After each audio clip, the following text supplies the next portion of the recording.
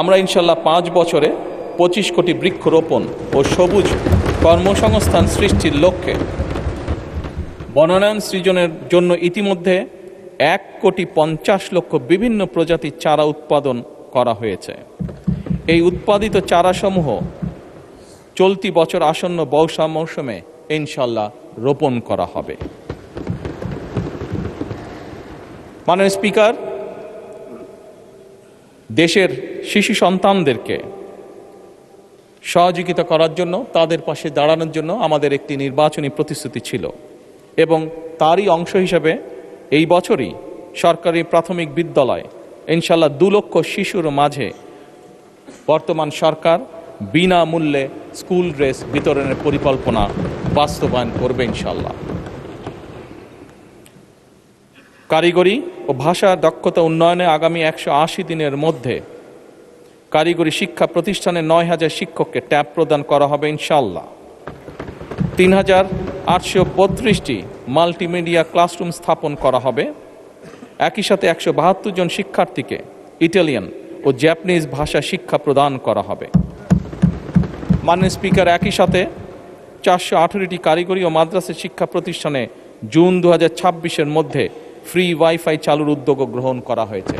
একই সাথে মাননীয় স্পিকার, বাংলাদেশে ঢাকা শহর সহ বিভিন্ন গুরুত্বপূর্ণ জায়গাগুলোতে পাবলিক প্লেস যেগুলোকে আমরা কনসিডার করি, এরকম অনেকগুলো জায়গাতে এর মধ্যেই ঢাকা কমলাপুর স্টেশন, ঢাকা বিমানবন্দর সহ এরকম গুরুত্বপূর্ণ জায়গাগুলোতে এরই মধ্যে ফ্রি ওয়াইফাই স্থাপন করা হয়েছে।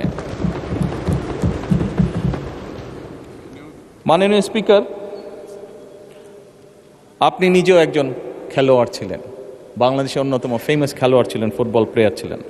সারা দেশের শহর এবং গ্রাম অঞ্চলে খেলার মাঠ নির্ধারণ ও অবকাঠামো উন্নয়নে কর্মকৌশল নির্ধারণের জন্য কেন্দ্রীয় পর্যায়ে এরই ভিতরে কমিটি গঠন করা হয়েছে। হাইটেক সফটওয়্যার পার্ক ও আইসিটি সেন্টারসমূহ কার্যকরভাবে পরিচালনার জন্য এবং বাংলাদেশে আমাদের ইয়াং জেনারেশন যারা বিভিন্ন আইটিতে কাজ করে থাকে, তারা যাতে তাদের আর্থিক বা যেই অর্থ তারা সঞ্চয় করে থাকে, এটি যাতে স্বাচ্ছন্দ্যে তারা এই দেশে নিয়ে আসতে পারে, সেই জন্য পেপ্যালের কার্যক্রম আরম্ভ করার কার্যকর উদ্যোগ এরই মধ্যে গ্রহণ করা হয়েছে এবং এর জন্য একটি কমিটিও গঠন করা হয়েছে। মাননীয় স্পিকার, নির্বাচনী ইশতেহারকে প্রাধান্য দিয়ে বেতন কাঠামো আদায় জাতীয় ক্রীড়াবিদদের জন্য, যা আপনি নিজেও আমি বিশ্বাস করি অ্যাপ্রিসিয়েট করবেন মাননীয় স্পিকার, এরই ভিতরে ক্রীড়া ভাতা চালু করা হয়েছে।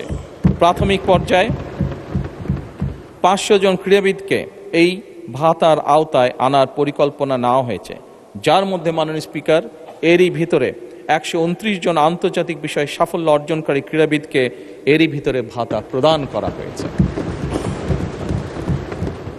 মাননীয় স্পিকার, ল্যাঙ্গুয়েজ স্টুডেন্ট ভিসায় বর্তমান জামানতবিহীন যে ঋণ ছিল তার সীমা যাতে আমাদের ছাত্ররা, আমাদের ইয়াং জেনারেশনের সদস্যরা যাতে সহজেই বিদেশে যেতে পারে এই কর্মসূচির আওতায়, তার জন্য তাদের ঋণ সীমা 3 লক্ষ থেকে 10 লক্ষ টাকায় উন্নীত করা হয়েছে। জাপানগামী শিক্ষার্থীদের জন্য ভিসা সিওই এর ভিত্তিতে এই ঋণ প্রদান সহজকরণ করা হয়েছে আগের থেকে অনেক।